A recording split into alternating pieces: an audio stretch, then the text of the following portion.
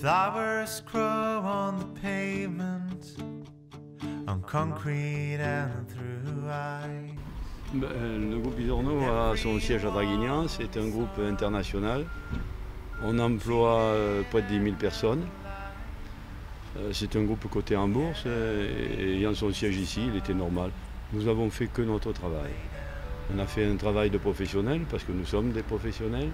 On a fait un travail avec assiduité parce que nous sommes assidus. Et si en France, eh bien, il y a aussi souvent des secteurs comme ça sinistrés, il faut une très grande solidarité.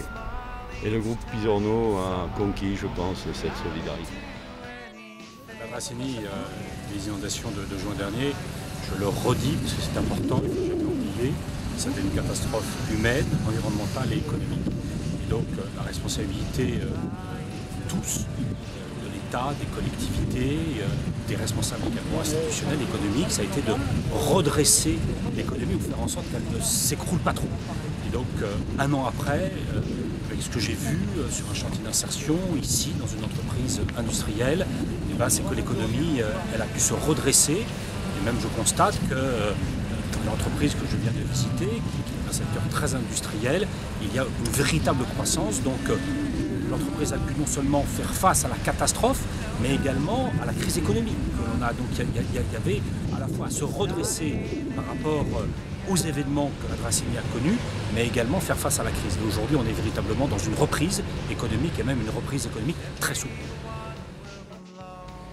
Voilà, cette visite de Monsieur le Préfet du Var et de Madame la Sous-Préfète, accompagnée d'ailleurs du directeur de l'emploi, Monsieur Raguiniero, est pour nous tout à fait symbolique, une année après ce drame humain, économique et environnemental qu'a rencontré la Dracénie.